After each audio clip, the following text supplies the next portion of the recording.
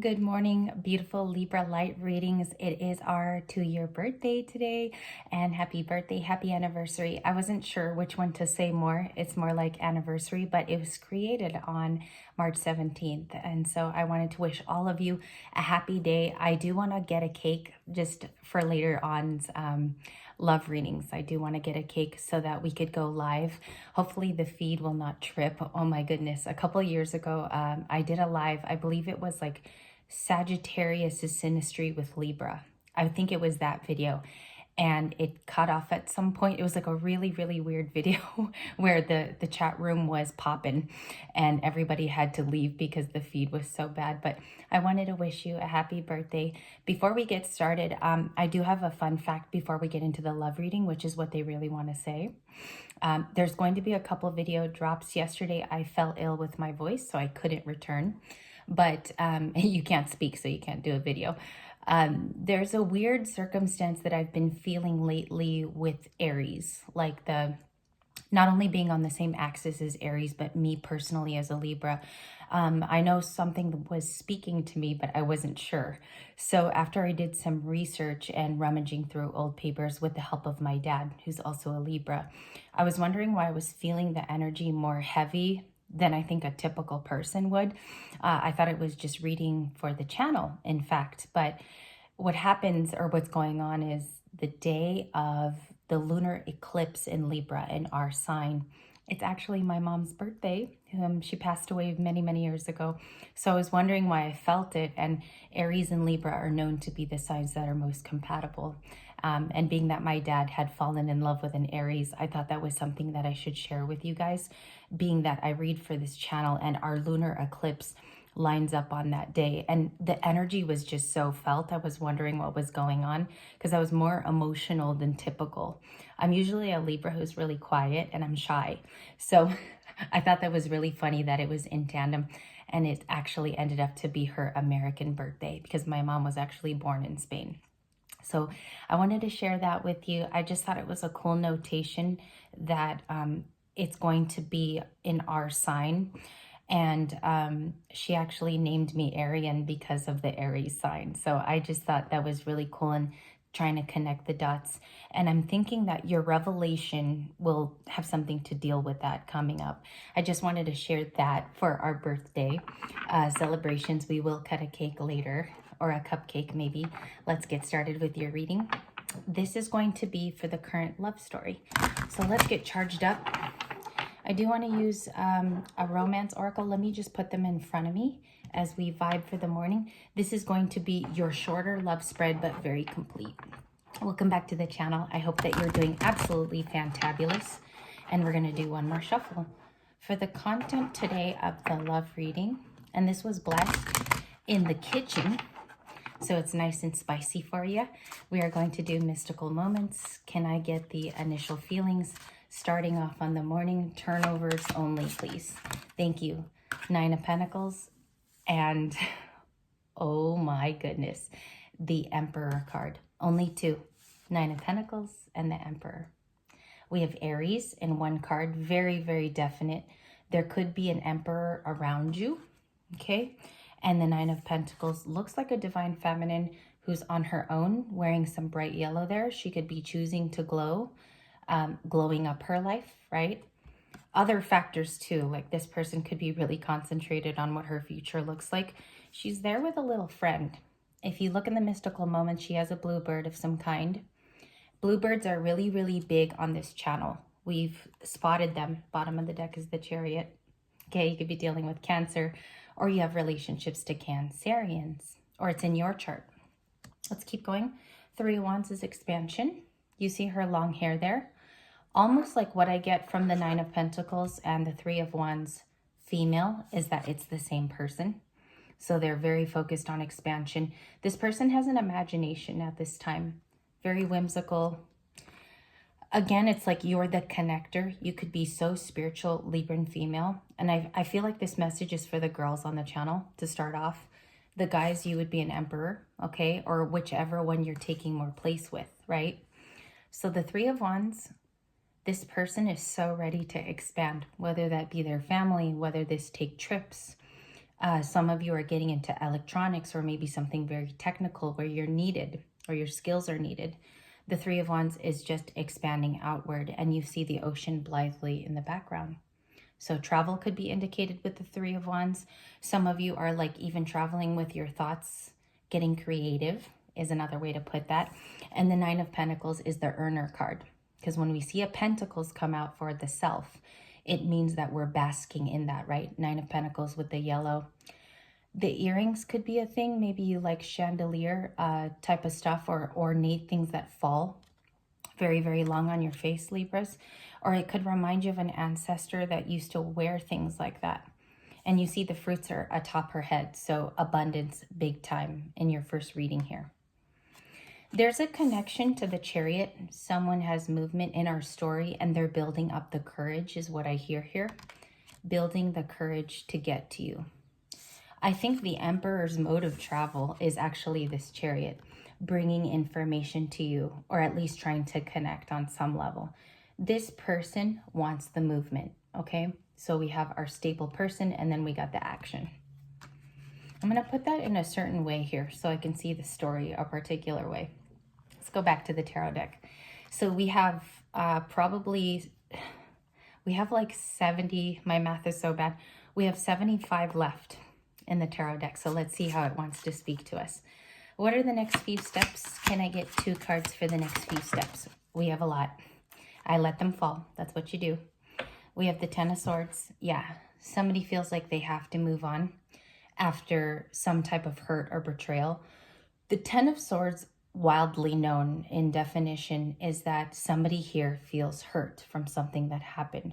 They're excelling out of it though, and I'll tell you why I get that. The Chariot is the movement here. It's taking them to a new place, whichever one you resonate more with this morning. Signs and synchronicities are showing that you're actually healing from this, the Ten of Swords, or even like I get the Ten of Wands feeling, like there could be struggles here that we're overcoming or we're in the process of. That could actually be what the lunar eclipse shows you as a person. You connect more to earthly things, maybe even grounding more. You might be interested now in learning the deeper esoterics that bring you here each day. So I wanted to say the Ten of Swords, something happens here. We're going to clarify. We will find out if there's healing being done or there's something being overcome. So I want to leave that in front. Ace of Wands, new beginning, was a huge card in the singles reading that happened in the energy of yesterday. It's a huge indicator of something growing. The Ace of Wands is a passion project. It's a passion within you. It can be somebody new that you're seeing who's an Aries, Leo, Sagittarius, or you even are birthing or creating something. Remember, it involves this like libido to it. It has passion. So the Ace of Wands isn't like a rinky-dink card. It actually speaks of something opening up, right? So we have an opening with the Ace of Wands. Let's see what else you have. You have the Five of Wands, which is new. Chess pieces. Somebody can't get over on you anymore, where they used to play chess around you. And there's a huge synchronicity here. Okay, I'm just going to show you what I have because I think it's wildly beautiful. The Emperor, the floor of his Emperor castle, or where this like commune is a chess piece too. In the Aries card, somebody here doesn't know how to make the next move, where they were in the past really, really good at playing this game. Maybe even here with the Libra, because we got an Aries here to indicate that they're a different sign. So the Five of Wands is now competition, conflict, and change. That's what all the fives mean. And somebody doesn't know how to pull one over on you. There's a couple of reasons why that's happening. Number one, you've played the game before yourself, Libra. You know how it ends. This person does not know, or maybe even has the gift of foresight like yourself. There is a competitor in the Five of Wands. Let me get some of the identity out in case you guys want specifics. What's the Five of Wands, please? Five of Pentacles. You're getting all the fives. It typically happens like that on this channel. And happy birthday again, because I keep wanting to tell you guys. Five of Wands to the Five of Pentacles. They don't know how to make the move. And I told you guys sentiently what I was feeling. The Five of Pentacles is now losing the turn to move. Okay?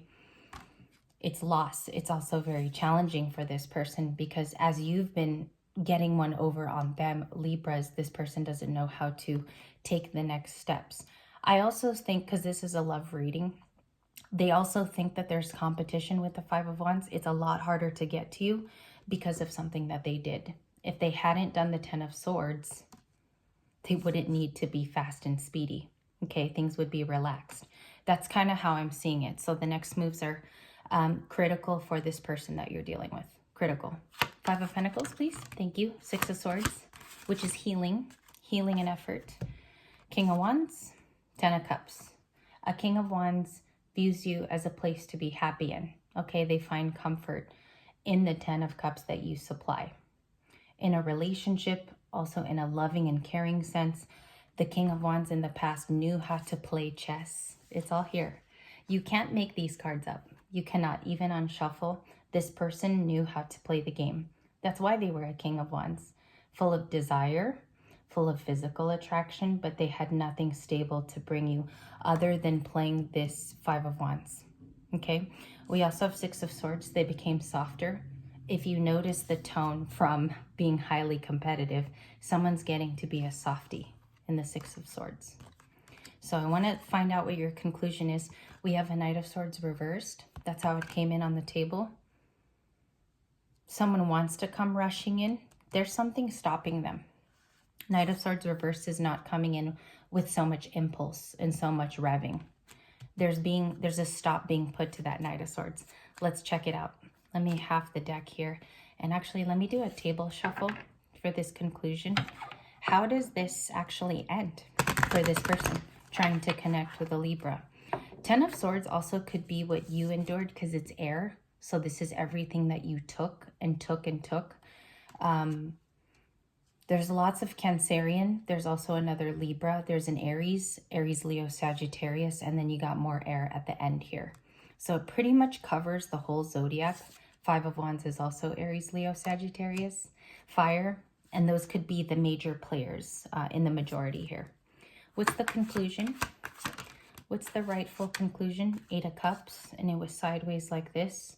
It's someone who could possibly be returning in your story to say something, because when it comes in sideways, upright is we're deciding to leave, whichever party it is. Sideways is somebody who could possibly be coming back, okay? And we also have a Page of Cups. They dearly know there's an apology. Let me look at the cards a little bit here, Libra. The King of Wands is like machismo. Whenever I see this card, very, very confident. Even in the dating world, this person, this is a love reading, so they usually come in highly attractive and they know how to play a game that they've seen before. Okay, they didn't know that you were smart enough to catch the moves, that you're also a very, very good chess player. Let's go with the Page of Cups. The Queen of, it's a queen, the Queen of Pentacles. They're sorry for doing it to this person, okay? Page of Cups is like owing an apology to her. I feel like they've hidden even the apology. That's how I feel as a reader. The apology is long overdue, and you've gone on and you've excelled from the Nine of Pentacles to her, which is a huge growth process. Also, it's a huge escalation into self. If you look, we see her in yellow, and then she has a full-blown dress here, okay, with lots of garb. It's very regal. The coin is regal too. And it's been long overdue that you've been waiting on this. Maybe you're the Eight of Cups and you did the walking away. So I want to get a card on that too. Eight of Cups is new. The Five of Wands is new in this morning's reading. So let's see the Eight of Cups. Who is that? The Empress. You walked away. That's how it ends. This person will watch you far reach in your story as having gotten away. Okay, successfully gotten away too. Queen of Pentacles and the Empress. Look at that. On your birthday today on the channel, on LLR's birthday, it ends with these two queens. We are going to extend the reading in the video too. I will see you there, and all beautiful greetings for you today. I hope you like this one, and I will be back. This was in the current.